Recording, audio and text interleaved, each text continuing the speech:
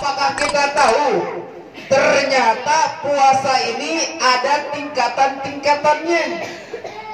Beda puasa orang awam dengan orang solih.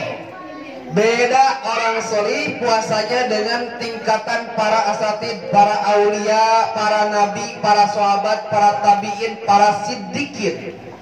Ternyata berbeda. Dan kita pun bisa sebenarnya meningkatkan kualitas ibadah puasa kita. Ada pendapat atau ucapan para ulama, bahkan ucapan ini juga dikutip oleh Syekh Imam Ghazali di dalam kitab Ihya Ulumuddinnya. Ya, gitu.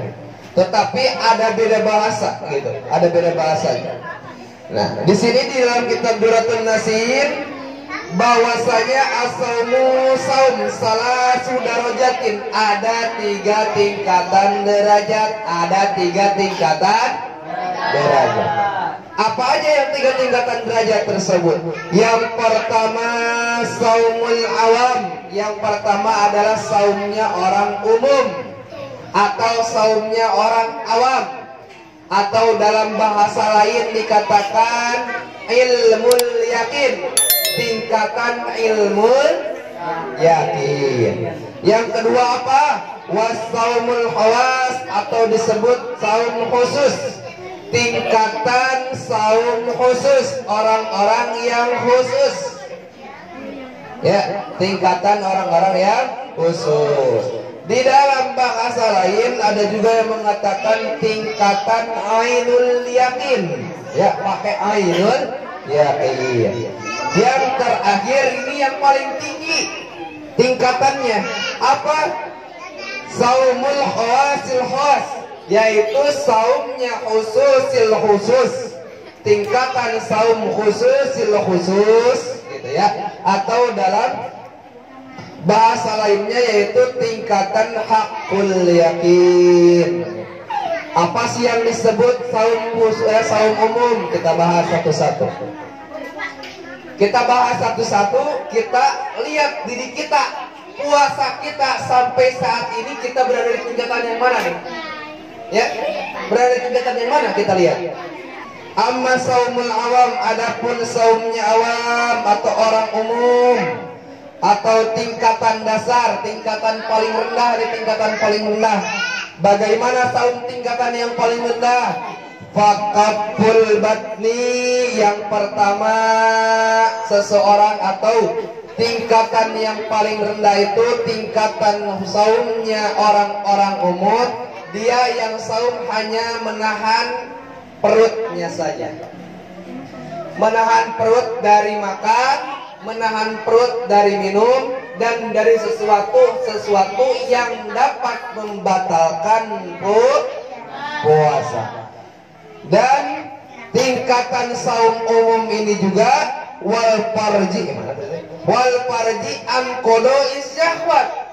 Dia hanya menahan perut dari batal puasa dan menahan farji dari godaan syahwat.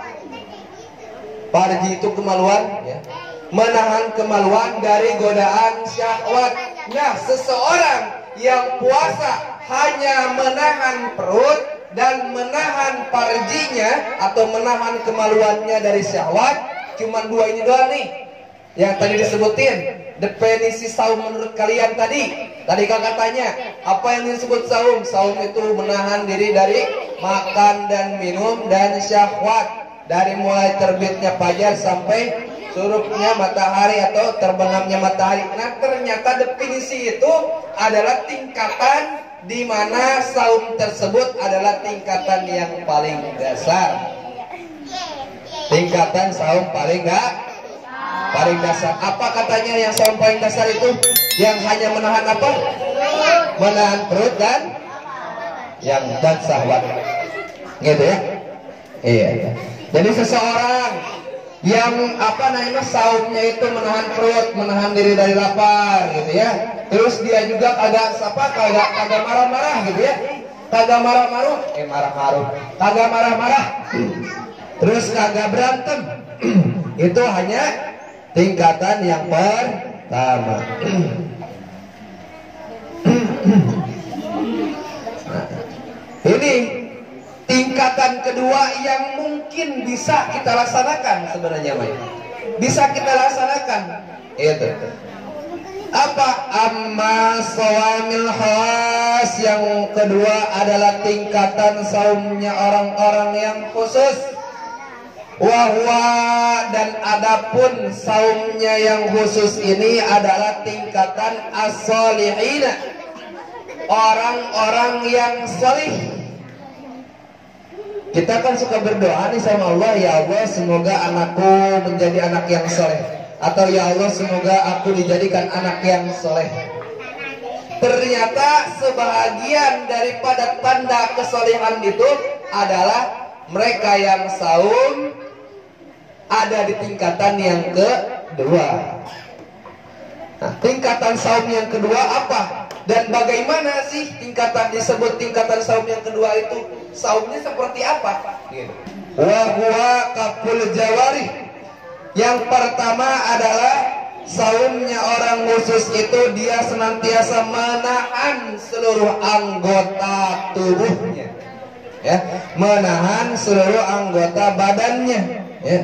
Dari apa? Anil asami, dari perbuatan dosa-dosa dan perbuatan maksiat. Dia yang senantiasa menahan tubuhnya, menahan anggota tubuhnya dari perbuatan maksiat dan dosa, maka dia termasuk orang-orang yang berada tingkatan saumnya itu berada di tingkatan yang kedua. Nah, fala yatimu dzalika, tetapi tidak akan sempurna bagi dirinya yang ingin mencapai tingkatan kedua, gitu ya. Illa bimudawamati khamsatu asya'a, kecuali dia mendawamkan. Ada yang tahu dawam? Tahu dawam nggak? Tahu dawam nggak? Dawam itu melaksanakan perkara atau melaksanakan sesuatu yang tidak pernah ditinggalkan. Itu dawam disebutnya. Misalkan si Pari sering sholat duha, misalkan dia itu agak pernah tuh yang namanya meninggalkan sholat duha. Nah, disebutnya si Pari dawam sholat duha. Ada juga orang yang dawam wudu. Dia itu senantiasa tidak pernah meninggalkan wudu dan tidak pernah lepas daripada wudu, senantiasa berhadas terus, punya wudu terus gitu ya, batal wudu lagi, batal wudu lagi ya gitu. Nah, seseorang seperti itu disebutnya orang-orang yang dawam wudu gitu, yang mendawamkan wudu, mudawamah ya, bermudawamah gitu. Dan ada juga yang berdawam tentang amalan-amalan atau zikir-zikir sama gitu. Bagi seseorang yang menginginkan mencapai tingkatan yang kedua mencapai tingkatan kedua puasanya menjadi tingkatan khusus atau tingkatan ainul yakin gitu ya. Kan gini nih, dengerin. Ketika kita misalkan nonton bola ya, nonton bola itu ada paket-paketnya. Ada paket VIP, ada paket reguler ya, ada juga paket yang paling tinggi itu apa? VIP-nya. Ada reguler, ada premium ya, beda-beda. Harganya sama gak? Beda. Tempatnya sama gak? Enakan yang reguler apa enakan yang VIP? VIP ya. Karena tempatnya enak sehingga harganya juga mahal.